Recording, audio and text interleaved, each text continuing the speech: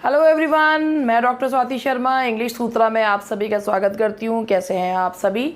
और आज है डे 8 आप लोगों के लिए। जो मैं आज क्वेश्चंस लाई हूँ ये ग्रामर के क्वेश्चंस हैं और वो भी क्लॉज के और कौन से हैं, कॉम्प्लेक्स इनटू सिंपल और कॉम्प्लेक्स ट्रांसफॉर्मेशन के। तो मैं आप लोगों के लिए आज यही वाले सेंटेंसेस जो हैं वो लेकर आई हूँ और एक दिन ग्रामर एक दिन लिटरेचर इसी तरीके से जो है वो करके चल रही हूँ। और आज मेरा ना पता नहीं क्यों एक कहावत बोलने का बड़ा मन कर रहा है। स्टीव जॉब्स की एक बुक है जिसका नाम है स्टे हंग्री स्टे फूलिश, जिसका मतलब है कि अगर आप हंग्री हैं, if you are hungry only then you will be able to enjoy the luxuriant food. If you are foolish enough, then only you have the space to occupy new knowledge. तो यही बात है कि अगर stay hungry, stay foolish मतलब कभी अपने आप को इतना होशियार ना समझें कि जो है एक रास्ता ही बंद हो जाए किसी चीज़ को एक्सेप्ट करने का। जैसे भरा पेट होता तो कुछ भी अच्छा नहीं लगता है। तो इसीलिए नॉलेज के लिए ऑलवेज स्टे हंग्री। और देखिए आगे जो है हमारा ये think big, trust yourself and make it happen. बिल्कुल ये जो मैंने अभी ये बात, ये जो अभी कोटेशन जो है से स्टार्ट हुई है, थिंक बिग, बड़ा सोचिए, खुद पर विश्वास रखिए और अपने सपने को सच कीजिए। And yes, you can make your dream come true if you want to, if you wish you can. हाँ, लेकिन सिर्फ तकिए के नीचे किताब रख के होने से नहीं होता है, उसके लिए मेहनत भी करनी पड़ती है। तो चलिए क्लॉजेस वाले सेंटेंसेस स्टार्ट करते हैं। और ये पहला सेंटेंस है, ये है no one spends money the way you do. सबसे पहले अगर हम बात करते हैं तो 1 मिनट का समय दीजिएगा। एक तो मैं अपना बोर्ड चेंज करूं जरा।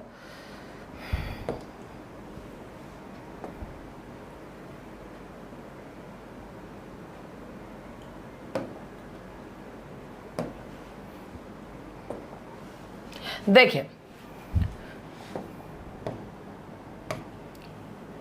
अगर हम बात करते हैं सिंपल एंड कॉम्प्लेक्स सेंटेंसेस की, तो सिंपल सेंटेंस वो होता है एक finite verb which has one finite verb, जिसमें एक फाइनाइट वर्ब होता है, that is known as simple sentence. Complex sentence, principal clause,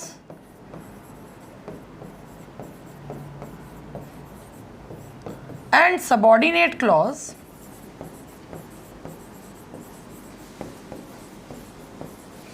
और subordinate clause भी noun clause, adjective clause और adverb clause होती है। ठीक है, सिंपल सेंटेंस में फ्रेजेस होते हैं लेकिन क्लॉज नहीं होती, फाइनाइट वर्ब एक होता है। नाउन क्लॉज जो होती है वो वर्ब से पूछने पे व्हाट का जवाब देती है। एडजेक्टिव अपने से जस्ट पहले आने वाले नाउन को क्वालिफाई करती है, qualifies the noun that comes just before it. Adverb जो होती है, adverb of time, when, where, why etcetera का जवाब देती है। जितने फाइनाइट वर्ब्स उतनी क्लॉजेस, जितने फाइनाइट वर्ब उतनी क्लॉजेस। जो सबऑर्डिनेटिंग कंजंक्शन से जुड़े वो सबऑर्डिनेट क्लॉज, जो कोऑर्डिनेटिंग कंजंक्शन से जुड़े that is coordinating clause. Coordinating conjunction और नॉर येट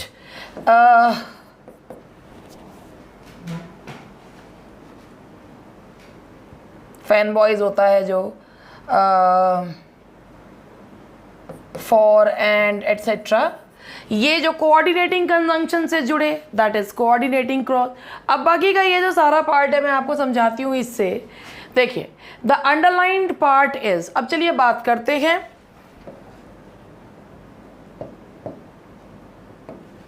देखिए, नो वन स्पेंड्स मनी, कोई भी पैसे ऐसे स्पेंड नहीं करता। कैसे नहीं करता? ये स्पेंड्स इज अ वर्ब। अब कैसे स्पेंड नहीं करता, ये जवाब दे रहा है कैसे। कैसे मतलब हाउ। जो क्या का जवाब ना दे, अपने पहले आने वाले नाउन को क्वालिफाई ना करे। वर्ब कितने हैं, 1 and 2। The way you do यानी कि 2 क्लॉजेज हैं, जितने फाइनाइट वर्ब उतनी clauses. The no one spends the money the way you do. तो यहाँ पर कैसे जो है, कैसे हाउ, तो यहाँ आ रहा है the underlined part is that is adverbial clause, क्योंकि ये किसका जवाब दे रहा है, हाउ का जवाब है। No one spends the money the way you do, no one spends the money how, no one spends money the way you do. तो ये चाहे कॉमा नहीं इसमें लिखा है, no one spends money how, तो हाउ इसमें छिपा हुआ है, कैसे का जवाब दे रहा है, चाहे इसमें कॉमा आ रहा है, ठीक है। या no no one spends the money the way you do, ठीक है। तो यहाँ पर ये आपका कौन सा, ये जो पार्ट है ये हाउ का जवाब देने की वजह say that is adverbial clause, ठीक है। तो ये जो सेंटेंस है दैट इज, ये हमारा कॉम्प्लेक्स सेंटेंस है, क्योंकि इसमें 2 फाइनाइट वर्ब हैं, प्रिंसिपल एंड सबऑर्डिनेट है, तो इसीलिए ये जो है हमारा कॉम्प्लेक्स सेंटेंस है। सिंपल तब होता जब इसमें एक ही फाइनाइट वर्ब होता। तो चलिए आगे बात करते हैं। Farming depends on water which will be available only during monsoons। सबसे पहले यह है farming depends on water which, ये आ गया हमारा कंजंक्शन का काम कर रहा है, क्योंकि 2 सेंटेंसेस 2 क्लॉजेस को जोड़ रहा है। फार्मिंग डिपेंड्स, डिपेंड हुआ हमारा एक verb number 1, which will be available ये हुआ हमारा वर्ब नंबर 2। 2 है तो इसका मतलब इस सेंटेंस में क्लॉजेस कितनी हैं, 2। अब देखिए farming depends on water which, अब ये जो विच है ये किसे क्वालिफाई कर रहा है, अपने से जस्ट पहले आने वाले नाउन को। फार्मिंग डिपेंड्स ऑन वाटर, पानी पर, विच पानी, वो पानी जो सिर्फ मॉनसून्स में अवेलेबल होता है। तो ये कौन सा हमारा है, ये दैट इज एडजेक्टिव या रिलेटिव क्लॉज है ये हमारा। Farming depends on water which will be available only during monsoons. तो ये जो है आपका दैट इज एडजेक्टिव या रिलेटिव क्लॉज, ठीक है। ये हो गया हमारा adjective. Now the next one is, जैसा मैंने आपको बताया था कि जो एडजेक्टिव क्लॉज होता है वो अपने से जस्ट पहले आने वाले नाउन या प्रोनाउन के बारे में बताता है, उस अपने से पहले जस्ट पहले आने वाले नाउन को क्वालिफाई करता है।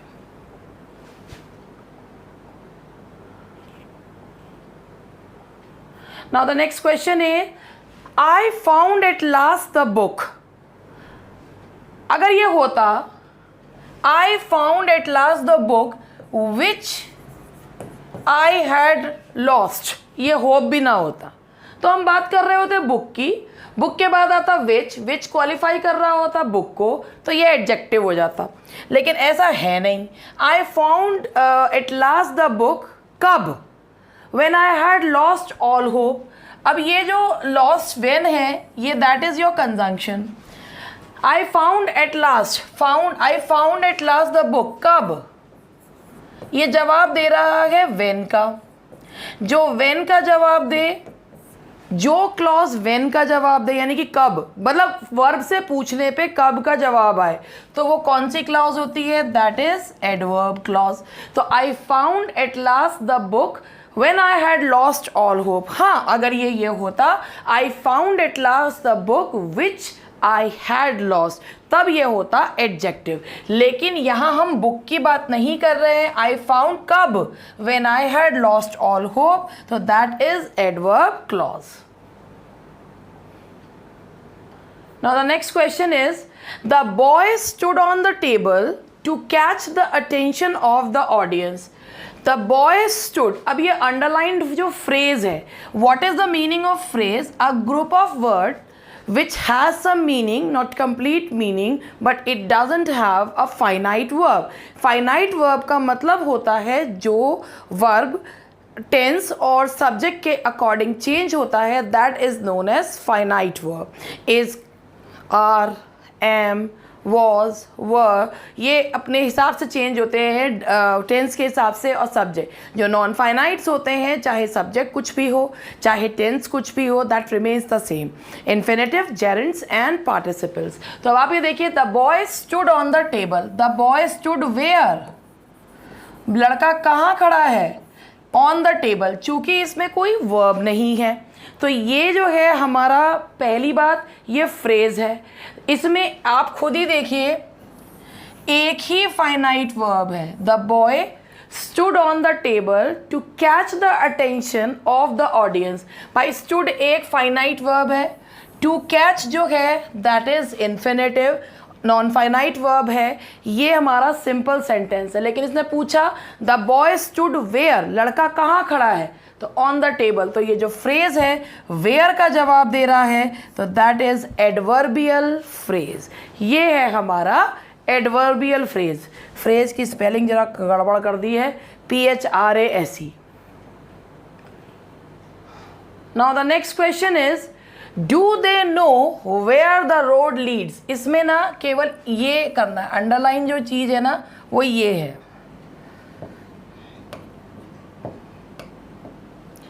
Do they know where the road leads. Do they know what, क्या उन्हें पता है, डू दे नो। अब नो से आपको वेयर दिख रहा होगा तो आपके दिमाग में आएगा कि क्या ये एडवर्ब क्लॉज है। पहले आप ये देखिए, नो एक verb, where the road leads दूसरा वर्ब, यानी कि प्रिंसिपल सबऑर्डिनेटिंग कंजंक्शन ने जोड़ा सबऑर्डिनेट क्लॉज, कॉम्प्लेक्स सेंटेंस है। ये सेंटेंस कैसा है हमारा, कॉम्प्लेक्स। ठीक है, टॉपिक भी है बड़ा कॉम्प्लेक्स। तो इसने डू दे, अब ये नो से जवाब आया, डू दे नो क्या, वॉट। तो जो क्या का जवाब दे, जो क्लॉज क्या का जवाब देता है उसे क्या कहा जाता है, noun clause. Do you know, आप पूछोगे क्या, तो जो क्या का जवाब देता है वो क्लॉज कभी भी, अब वेयर से कंफ्यूज नहीं होना। नो जो वर्ड आ रहा है, नो के बाद मैंने तुमसे पूछा कि भाई क्या तुम जानते हो, तो आपका पहला प्रश्न यही आएगा क्या। तो जो क्या का जवाब देने वाली क्लॉज होती है, चाहे वो वेयर से शुरू हो, व्हेन से शुरू हो, किसी से भी शुरू हो, अगर वो क्या का जवाब दे रही है तो दैट इज नाउन क्लॉज। वो क्लॉज कौन सी है आपकी, that is noun subordinate clause. The girl who is wearing a red coat is from my school. इसमें भी क्लॉज एनालिसिस है। The girl who is wearing a red coat is from my school. बात कर रहे हैं girl की, who is wearing a red coat, ये हमारा सबऑर्डिनेट क्लॉज है। The girl is from my school, that is principal clause. वो लड़की जिसने रेड कोट पहना, हम बात कर रहे हैं लड़की की, हु जो है वो क्वालिफाई कर रहा है लड़की को, तो ये जो हु है that is adjective subordinate clause. तो ये जो हमारा सेंटेंस है इसमें ये जो अंडरलाइंड वर्ड है, ये जो अंडरलाइंड है रेड कोट तक, who is wearing a red coat, ये हमारा एडजेक्टिव सबऑर्डिनेट क्लॉज है। ठीक है जी। Now the next question is, although they are 250 miles apart, they keep in constant contact on the internet। हालांकि वो 250 miles apart है, they keep in constant contact। ये कंसेशन इन कंट्रास्ट वाले होते हैं कि वो लोग, हालांकि वो 250 मील दूर है, फिर तो they keep in constant contact on the internet. तो ये वाला जो है यहाँ पर, although they are 250 miles apart, they keep in constant contact. आप ये देखिए, ये आया हमारा वर्ब नंबर 1, ये आया हमारा verb number 2, concession and contrast वाला है। सबसे पहले हमें ये पता चल गया क्लॉजेस 2 हैं। जब क्लॉजेस 2 हैं और कोई ऐसा नहीं आ रहा है कि ये कंपाउंड सेंटेंस नहीं है, ये कंसेशन एंड कंट्रास्ट वाला है, तो ये आया आपका complex sentence. Principal and subordinate clause है तो that is a complex sentence. ये सारे क्वेश्चन किसी ना किसी एग्जाम में आए हुए हैं। Tom and Jerry have a big argument every summer over where they should spend their summer vacation. आप खुद देखिए, टॉम एंड जेरी हैव, तो ये हमारा पहला हुआ, that is verb number 1। Argument every over where they should spend, verb number 2। पहली बात तो ये हो गई कि ये आपका सेंटेंस जो है इसमें 2 क्लॉजेज हैं, तो इसमें से सिंपल सेंटेंस का तो फंडा ही ख़त्म। Tom and Jerry have a big argument every summer, किस बात पर, ओवर व्हाट, तो ये है where they should, over what, where they should spend their summer vacation. तो ये हमारा प्रिंसिपल और सबऑर्डिनेट क्लॉज है, तो दैट इज कॉम्प्लेक्स सेंटेंस। अच्छा जी, कंपाउंड सेंटेंस जो होता है वो प्रिंसिपल के साथ कोऑर्डिनेट क्लॉज जुड़ता है, प्रिंसिपल के साथ कोऑर्डिनेट। अगर हम केवल इतना लेंगे, Tom and Jerry have a big argument every summer, ये तो प्रिंसिपल हो गया। Over where they should spend their summer vacation, तो जब तक आप इस सेंटेंस को नहीं पढ़ोगे तब तक ये सेंटेंस अधूरा है। तो प्रिंसिपल पर डिपेंड करता है सबऑर्डिनेट क्लॉज, ठीक है। अगर दो सेंटेंसेस हैं जिनके दोनों के मीनिंग एकदम क्लियर हैं तो वो जो होते हैं प्रिंसिपल और कोऑर्डिनेट होते हैं।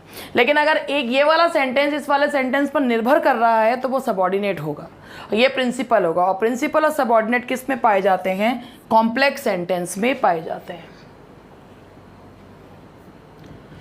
Identify the clause of the underlined part. He came in while I was out. वह आया कब? He came in कब? While I was out, जब मैं बाहर था। He came in what का जवाब नहीं दे रहा, इससे पहले कोई नाउन नहीं आ रहा जिसको ये क्वालिफाई करे। तो he came in when, वो कब आया? He came in while I was out, तो ये है आपका दैट इज एडवर्ब क्लॉज। ये जवाब है एडवर्ब क्लॉज ऑफ टाइम, ये है हमारा एडवर्ब क्लॉज ऑफ टाइम का जवाब ये दे रहा है। Now the next question is identify the clause of the underlined part. इसको ध्यान से सुनिएगा। The reason why I did this is obvious. मैं आपको पूरा पार्ट ऑफ स्पीच से समझाती हूँ। अगर किसी भी चीज़ के पहले ए एन या द लगता है वो नाउन हो जाता है, ठीक है। द रीज़न, अब नाउन है द रीज़न, द रीज़न जो है वो नाउन है, ठीक है। अब नाउन को जो क्वालिफाई कर रहा है द रीज़न वाई, ये किसको क्वालिफाई कर रहा है? नाउन को। अगर यहाँ पे ये वर्ब के बारे में बताता तो ये एडवर्ब हो जाता, एडवर्ब। लेकिन ये किसको क्वालिफाई कर रहा है? नाउन को क्वालिफाई कर रहा है। The reason why I did this is obvious. तो ये जो पूरा जो क्लॉज है दैट इज, ये this clause is adjective clause, क्योंकि ये नाउन को क्वालिफाई कर रहा है। जो नाउन को क्वालिफाई करे that is adjective clause. Now compound into complex. अब आप इसको ध्यान से देखिएगा। Spare the rod and spoil the child. देखिए, spare the rod sentence number 1, spoil the child, दोनों के दोनों वर्ब से शुरू हो रहे हैं। ये प्रिंसिपल सेंट को क्लॉज है। इक्वल रैंक का जो क्लॉज होता है उसे कोऑर्डिनेट क्लॉज कहते हैं, तो ये कोऑर्डिनेट है। बीच में जो ये जुड़ रहा है ये दैट इज कोऑर्डिनेटिंग कंजंक्शन है। तो हमें कंपाउंड को कॉम्प्लेक्स में बदलना है, यानी कि एक मिनट, प्रिंसिपल और सबऑर्डिनेट क्लॉज में हमें बदलना है। Spare not the rod, spoil not the child, ये बिल्कुल गलत है वैसे भी, क्योंकि प्रिंसिपल और सबऑर्डिनेट ही आ रहा है। If you spare the rod you will spoil the child, you spare the rod, अगर हम इसको लें तो फिर एंड आ रहा है। ऑन स्पेयरिंग द रोड, आप देख रहे हैं कि अगर प्रेपोजिशन के बाद आपको ये वर्ब नहीं है, प्रेपोजिशन के बाद जो आता है दैट इज जेरेंड। जेरेंड को कहते हैं verbal noun. Gerund is called verbal noun. इस पे तो 2016 वाले पेपर में क्वेश्चन भी कहा गया था। जेरेंड को वर्बल नाउन कहते हैं। प्रेपोजिशन के बाद जो आता है या तो नाउन आता है, प्रोनाउन आता है या जेरेंड आता है। Gerund is suppose to be, gerund is called verbal noun. आप खुद देखिए, on sparing the rod the child will be spoiled, ये नॉन फाइनाइट वर्ब है। ये चाइल्ड विल बी स्पॉइल्ड, ये एक ही वर्ब है, ये सिंपल सेंटेंस है। You spare the rod and spoil the child, principal and principal, ये कंपाउंड है। If you spare the child you will spoil the, if you spare the rod you will spoil the child. अब आप इसको देखिए, you will spoil the child किस condition में? If you spare the rod, इसका conjunction है if, तो ये ही वाला, इसको पूरा पहले साफ साफ कर दूँ। If you spare the rod you will spoil the child, अगर तुम रॉड को छोड़ दोगे तो बच्चे को बर्बाद कर दोगे। This is principal clause, this is subordinate clause. Subordinate clause of condition हमें किस में बदलना है? कॉम्प्लेक्स में बदलना है। तो this is the right answer. Now the next question is simple sentence from complex sentence. अब आप इसे ध्यान से देखिए, simple sentence from complex, complex sentence से सिंपल में बदलना है। ही worked hard that he might pass the examination, he worked hard so that आना चाहिए वैसे इसमें, he worked hard so that he might pass the examination। ये एडवर्ब क्लॉज है जो कि adverb so that he might, अब इसमें क्या है, ये worked hard verb number, might pass verb number 2, he worked hard why so that he might pass, principal और सबऑर्डिनेट है, कॉम्प्लेक्स है। अब सिंपल में बदलना है।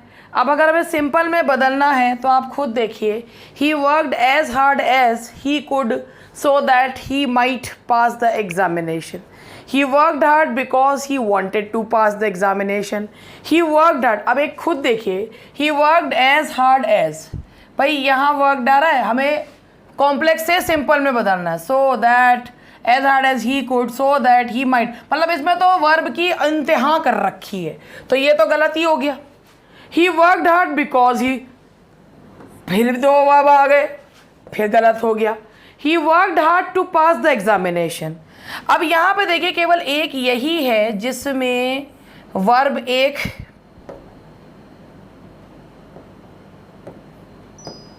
ये देखिए ये वर्ब एक है, ये रहा है वर्ब, टू पास ये हो गया इन्फिनेटिव, ये एक जो है वो वर्ब है, दूसरा इन्फिनेटिव यानी कि नॉन फाइनाइट है। केवल एक ही सेंटेंस ऐसा है जिसमें एक फाइनाइट वर्ब और बाकी नॉन फाइनाइट है, तो ये ही क्या है, हमारा सिंपल सेंटेंस है। तो सिंपल सेंटेंस मतलब ओनली वन फाइनाइट वर्ब, इसके साथ हमारा नॉन फाइनाइट या प्रेपोजिशनल फ्रेज तो हो सकता है मगर फाइनाइट वर्ब नहीं होता। Now the next question is simple sentence into complex sentence. अब जरा पहले से समझिए, besides making a promise he kept it, besides making a promise की, दैट्स अ प्रेपोजिशन। प्रेपोजिशन के बाद क्या आता है, ये हमारा प्रेपोजिशन है। प्रेपोजिशन के बाद या तो नाउन आता है या प्रोनाउन आता है या जेरेंड आता है। बिसाइड्स मेकिंग अ प्रॉमिस, तो ये जो मेकिंग आपको दिख रहा है ना, ये कहीं से कहीं तक भी मेन वर्ब नहीं है, that's a gerund. Besides making a promise he kept it, verb तो एक ही है केवल, तो अब हमें इसे भी चेंज करना है कॉम्प्लेक्स में। He not only made a promise but he also kept it, he not only but he kept it, he made a promise but he kept it, he not only made but kept it. अब बात क्या है कि जब not only आता है तो not only के साथ लगता है बट ऑल्सो, अदरवाइज वो सेंटेंस गलत माना जाता है।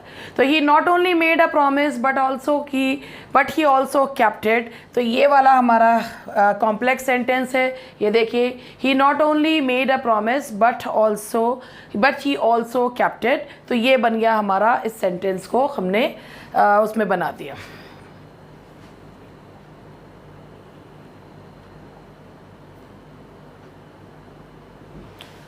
Change into a compound sentence.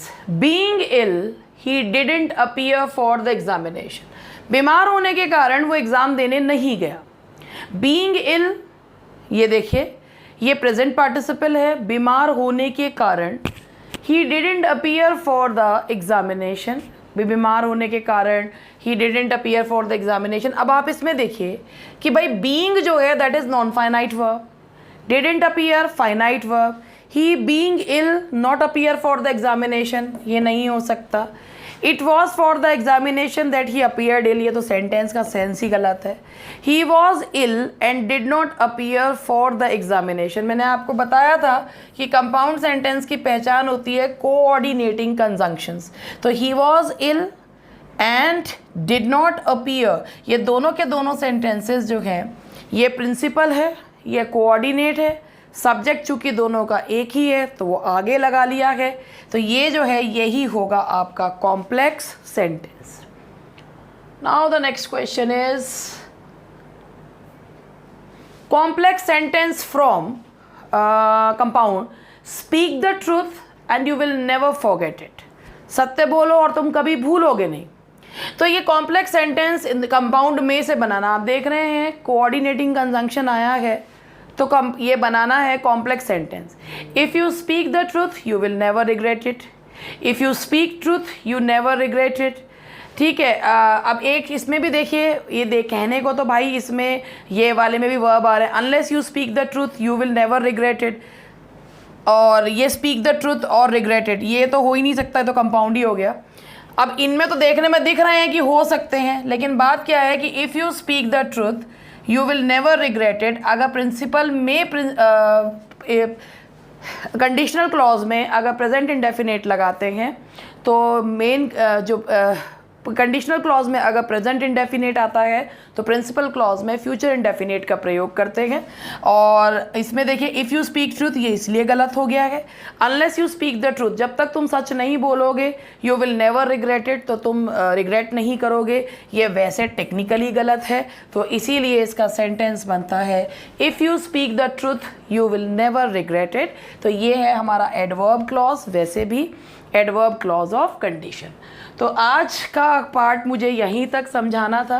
ये कुछ क्वेश्चंस हैं जो टीजीटी पीजीटी के एग्ज़ाम्स में आए हुए हैं, और एक चीज़ मैं आप लोगों को बता रही हूँ, मुझसे कहता है टीजीटी ओरिएंटेड क्वेश्चंस कराइए।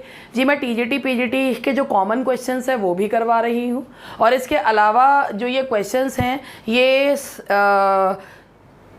भाई ये जो पुराने पेपर्स में लिए थे वो तो लिए ही हैं, इसके अलावा जो और एग्ज़ाम्स में भी TGT based PGT based questions थे वो भी ले लिए गए हैं, क्योंकि अब वो कह के थोड़ी ना करेंगे कि जो 2005 में क्वेश्चन दिया था भैया हम वही क्वेश्चन देंगे।